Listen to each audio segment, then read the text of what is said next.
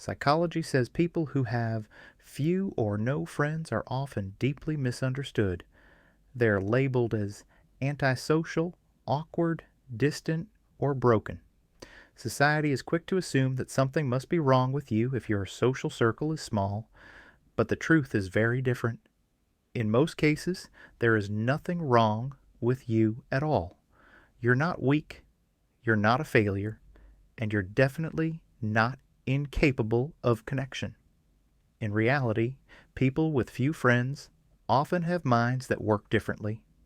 Your brain processes information, emotions, and social interactions on a deeper level. You notice subtleties others overlook.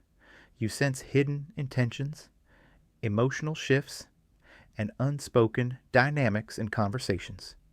What feels normal and enjoyable to others can feel draining, shallow, or unnecessary to you. Small talk, forced interactions, and surface level connections don't energize you, they exhaust you.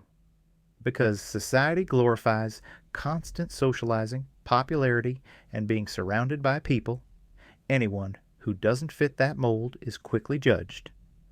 Quiet depth is mistaken for distance. Selectiveness is confused with loneliness. Independence is seen as isolation. But your lack of friends is not about avoiding people, it's about avoiding emptiness. If you've ever wondered why friendships feel rare, exhausting, or unfulfilling for you, there are real psychological reasons behind it. Your mind naturally protects its energy. You value depth over quantity. You set higher emotional and intellectual standards for connection. You don't want many people, you want the right ones. And if this already feels uncomfortably accurate, stay till the end, because what this says about your mind might explain more about who you are than you've ever realized. 1.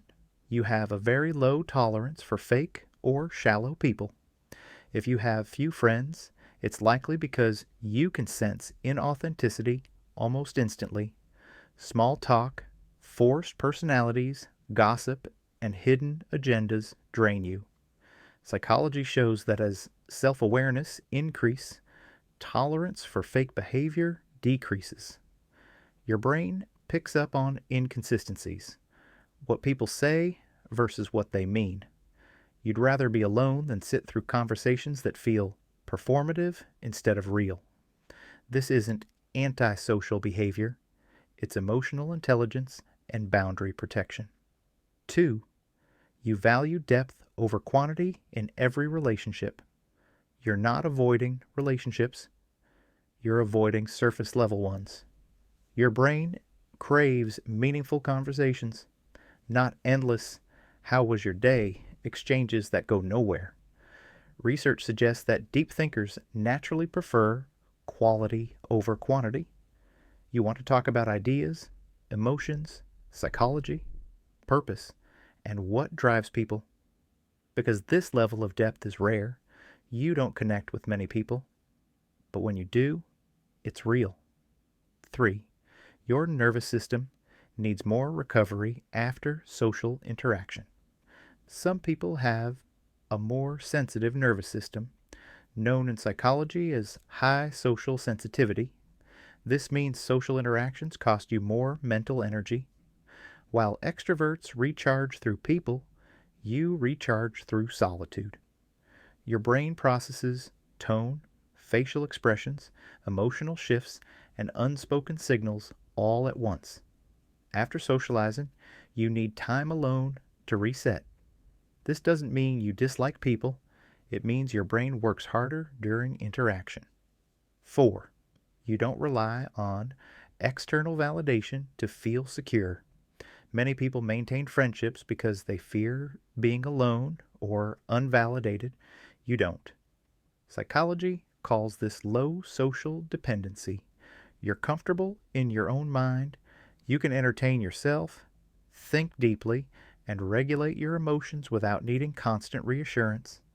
This independence can make you seem distant, but it's actually a strength. You don't keep people around just to fill silence. You keep them only if they add value. 5. Past experience taught your brain to be selective. If you have few friends, there's often a reason rooted in experience: betrayal, emotional neglect, or being surrounded by the wrong people teaches the brain to become cautious. Psychology shows that once trust is broken, the brain raises its protective barriers. You observe longer. You test people quietly. You don't give access easily. This creates what psychologists call a higher trust threshold. Not everyone earns a place in your life, and that's intentional. If you have few or no friends, it doesn't mean you're defective, broken, or emotionally incapable. It means your mind is wired differently for depth, awareness, and discernment. You don't skim the surface of life. You notice patterns, emotional undercurrents, and unspoken truths that most people ignore. Where others move quickly from one connection to another, you pause, observe, and evaluate. You feel things deeply. You think before you trust. And because of that, you refuse connections that feel hollow, draining, or misaligned with who you really are. Your solitude isn't accidental, it's selective. Your mind instinctively protects your energy, your values, and your inner stability. You have a rich inner world that doesn't depend on constant external stimulation. Your intuition is sharp because you listen to it. Your standards are high because you've learned the cost of letting the wrong people in. And while this way of being can feel lonely at times, it also shields your peace in ways most people never experience. Not everyone is meant to walk alongside you, and not every season of life requires companionship. Some periods are meant for clarity, growth, and self-understanding. Some of the strongest minds spend time alone, not because they can't connect, but because they refuse to settle for shallow bonds that come at the expense of authenticity. And when the right people eventually find you, the connection won't be loud or crowded. It will be quiet, grounded, and meaningful, built on mutual understanding rather than convenience. If you want more psychology videos that explain your personality in ways school never taught you, subscribe to Psychology Behind You. The next video might reveal something about yourself you've never noticed,